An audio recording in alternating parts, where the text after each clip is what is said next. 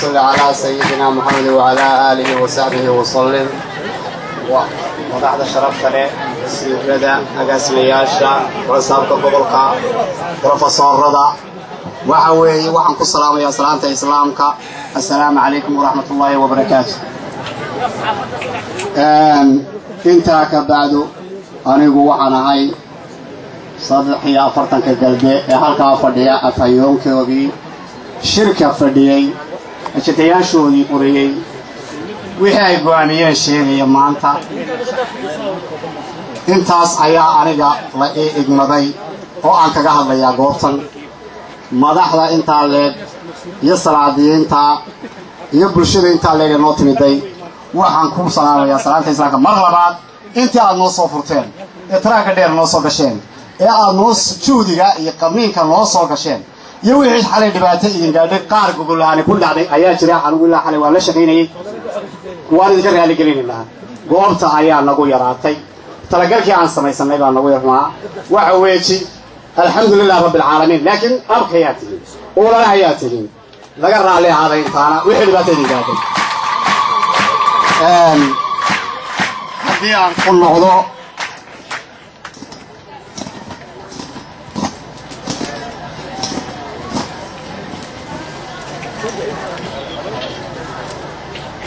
بسم الله الرحمن الرحيم كل هذي عن كل موضوع تاريخ ده بيشان أما بيلهم بحبر موسى قلت بحبر موسى وحلا يرادا وامر سيادل إدي تقانا وتقانا ده بحبر موسى مركل يرادا إد قال هذا واحد ماذا بير قراتين مودا والله برير أو ولا لا أو ذي ولا دلائي أو كوا لا لوبي وحدن تودا أها واحد اللي تشري وأويشي تاريخ بحبر موسى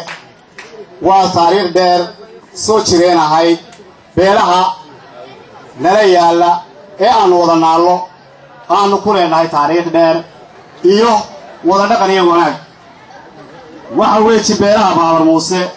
waxa taariikhda soo jireenka ah waxaad ku garan kartaa uqaasha faraha badan ee isaga dambeeyay waxa weeyi caaqilkii ugu horeeyay وأها عبد الدعاء حلديد وريادنها إيوه وأكو حقي جيل بروح عيناشي وأها ولو حسن أما أكرا سلاد تقانان وأكو حقي وصدحها علي محيلة شرماركة ويسمونه ولو حسنها وأكو حقي waxaa ku xigay warsame iidle oo waxa soo ahaa Cabdalla Maris waxaa ku xigay badmaax riiraash oo aad garanaysaan taariikhdiisa waa intii dambe taariikhaha ka soo sheegaynayay way horeen dad kale ma garanay laakiin waxa aad loo yaqaan badmaax riiraash waa nin caama waa nin lafdhabar ahaabuha waxa ku xigay oo ka dhaxlay inankiisii oo cali badmaax ahaa waxa ka sii dhaxlay sandaradii uu hayay waxa ka sii dhaxlay inankiisii oo cali ahaa waxa ka sii dhaxlay shiga badmaax oo aad wada garanaysaan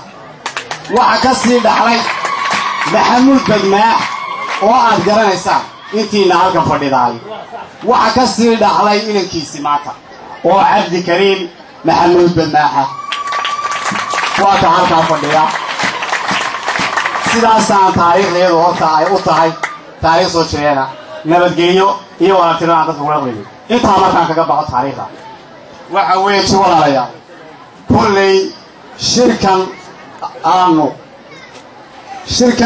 galay ee hadda waxa shirkaasi wuxuu noo bilaabay halkan waxaanu kaga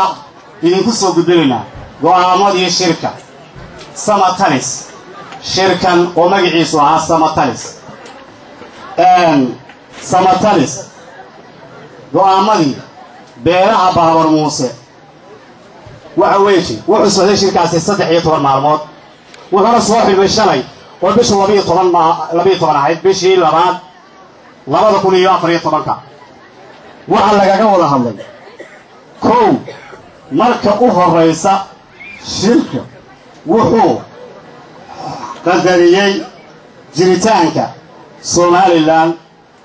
waxa kale oo mudnaan shaqa siiyey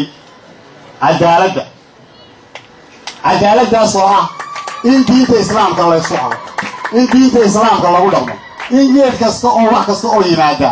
geedka iyo hadayta labadooda ay cadaalad si sinaan looga wada hadlo waxa ku xigay shirku wuxuu xoojiyey in beesha dhexdeeda ay nabadgelyo ku wada noolaadaan iskuna qadariyaan waxa kaloo saddex wuxuu shirku tixgeliyey bayaamiyey in beelaha jaarka ah ee bugcadda nala yaalla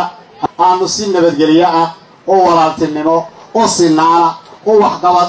iyo isqadarin leh aanu ugu wada noolaano waxa weeji halkaa haddii aanu cidda aanu wada naallo heshiin weyno ama ay xurgufina dhex taallo ama ay waxna dhex galaan waxba nooga qabsoomaya laanno dhagaxba halkii alla dhigay ayuu yaallaa labada aan ishurayna inay ku kala fogaadaan waxaan waxba ahayn ma jeclin haddaanu nahay beelaha baamar musabalkiyaada walaalaha iyaga nala yaalla ee aanu wada degannahay ee ilaahay bugcadda wada degan waxaanu rabnaa inaanu sidaasoo kale ugu wada noolaano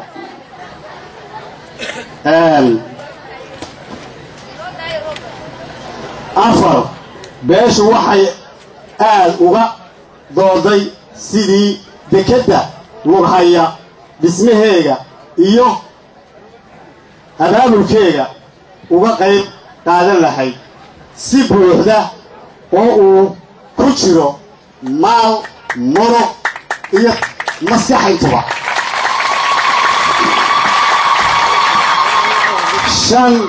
shan waxa waan waasanay waxa jirta si marka aan ku noqdo taasi qodobka shanaad duruufo badan oo barakacyo abaaro ayaa ka dhacay deegaanka alxamdulilah rabbil caalamiin maanta wufuudda intaa leega waxay noo timday iyadoo dhulku gelin yahay laakiin mar baa jirtay aad adigu ka cararaysay ka u dhashay aanu joogi karin oo bool maahay wax ka sarreeya aanu jirin dadka beeraha baabuuse ee dhulka degan ay ku caydo iyo intii la taalaya